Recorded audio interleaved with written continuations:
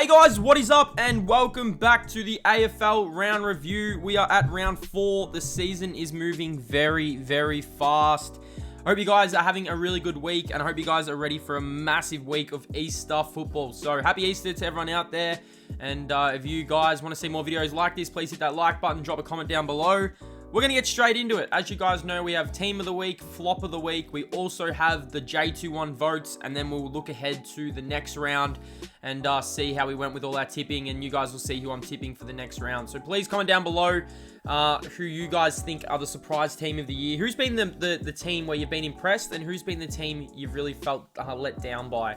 I'd love to know in the comment section down below what you guys think. So without further ado, let's get straight into it. We're going to go straight into Thursday night footy. So Thursday night footy, we've seen Port Adelaide take on Melbourne. Now, as you guys know, if you watched my previous video, you know that I actually selected Port Adelaide to win this game, and boy, oh boy, was I wrong. Melbourne were just way too good for the power in this game. They ended up running out winners by 32 points. The scoreboard doesn't really reflect just how much Melbourne actually dominated this game. They were superb. I mean, Max Gorn was just absolutely everywhere. Melbourne just have it clicking in the minute. I don't know who and how they're going to be beaten in a finals. I mean, it's going to be so interesting to see what happens, but Melbourne just way too good. And man, I'll tell you what, if you're a Melbourne fan, you need to get excited because they are playing some really, really good footy. My 3, 2s, and 1s for this game, I gave Max Gorn, the captain, the 3. He was just absolutely everywhere in this game. I gave James Jordan off the half-back/wing, 27 touches. He had the 2. And I also gave some to Travis Boak, because I feel like Travis Boak tried his heart out yet again for the power, but how long can he just keep tracking along? We move over to Friday night, where the Cats took on the Lions down at Geelong. I actually backed Brisbane, so this is another... Actually, no, I think I may have tipped Geelong. I've got to check on that. But Geelong were just too good for the Lions in the end. They won by 10 points. There was a few umpiring decisions where I'm like, wait, I don't know if that's a free kick. Tom Hawkins was really good in this game. Lachie Neale actually received a heavy tag, but he still fought through it. Brisbane, I mean, I wouldn't be too worried if I was Brisbane. Geelong are very, very tough to beat down at Geelong. So they did get the 10. They did get the 4 points by 10 points. Geelong, they just stay around, man. They're just the contenders. They just stay around.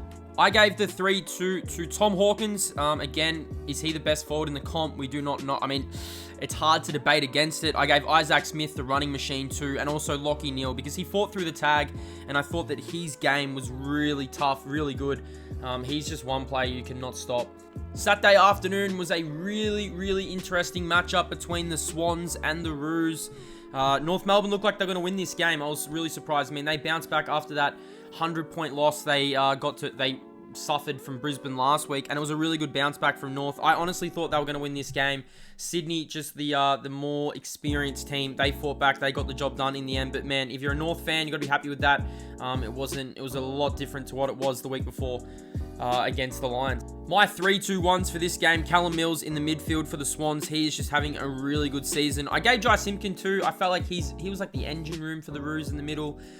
He had 30 touches, kicked a goal. And Jack Zeeble, I gave the 1. He probably could have had 2 or 3. Jack Zeeble, he kicked 5 goals on the 9 disposals. So efficient, played up forward. I think that's his spot. Keep him there.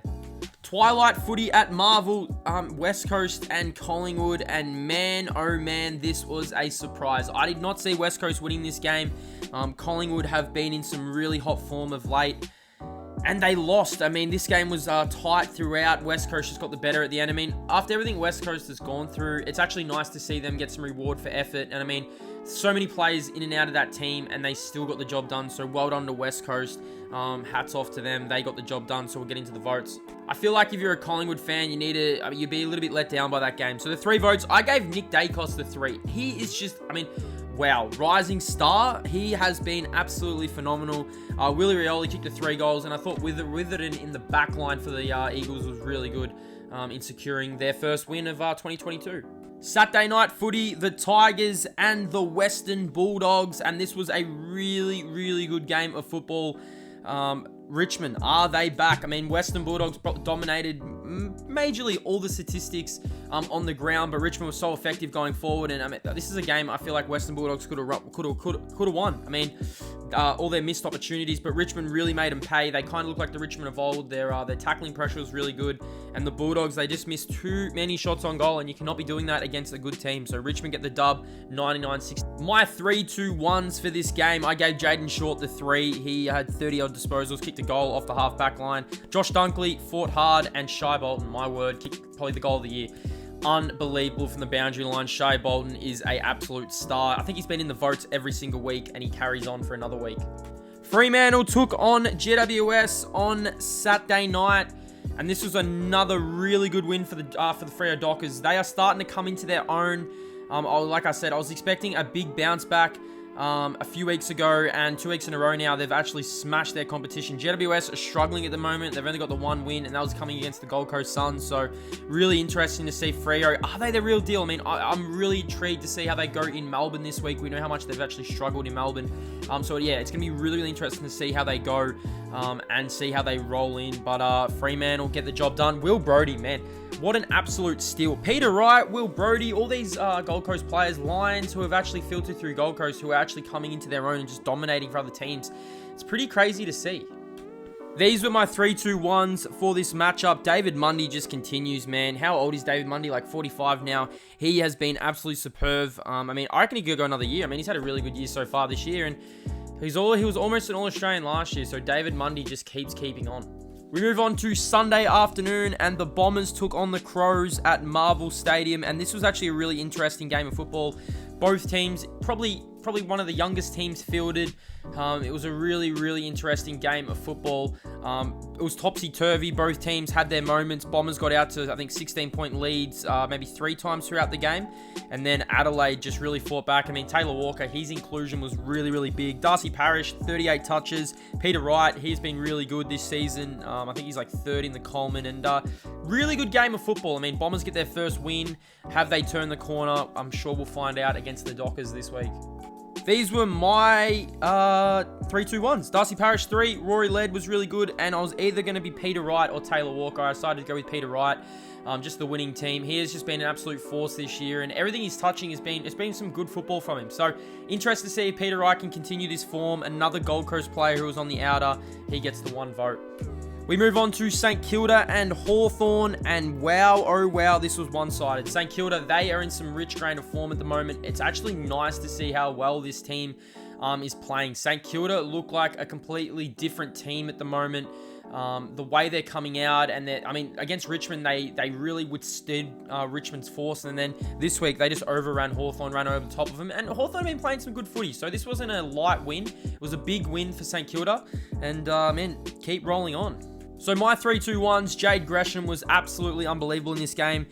Brad Hill kicked 4 goals. Gresham kicked 4 goals, and they're both high in the disposal rank. So if they can do that, man, they're going to be tough to stop with Max King, member in the forward line. They actually have a lot going well for them at the moment, and I gave Sinclair the 1 as we move on to the final game of the round.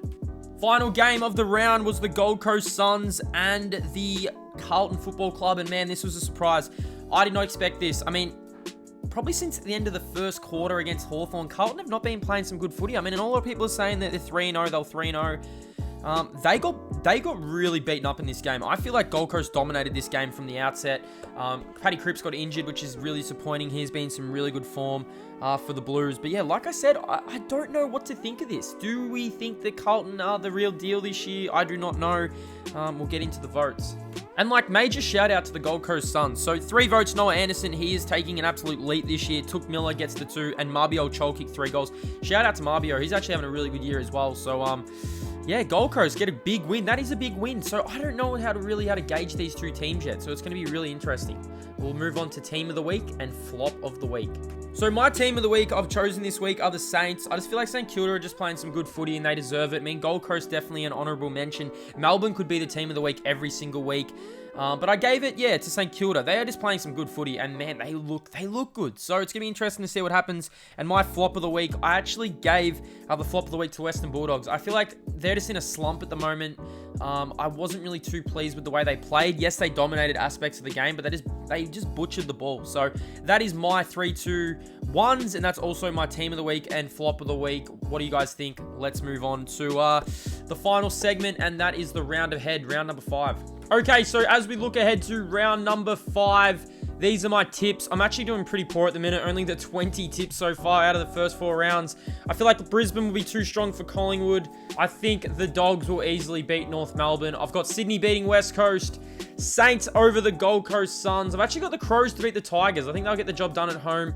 I've got Melbourne over GWS. I've got the Blues over Port Adelaide. Now, I do feel like Port Adelaide will bounce back, so get ready for that. I do have the Bombers over the Dockers, and I've got the Hawks losing to the Cats. So I hope you guys enjoyed the video today, the round review. Please let me know in the comment section down below your predictions for this week. If you need to pause it right here, pause it. If not, have a nice day. Stay blessed. Have a good Easter, and I'll see you guys next week.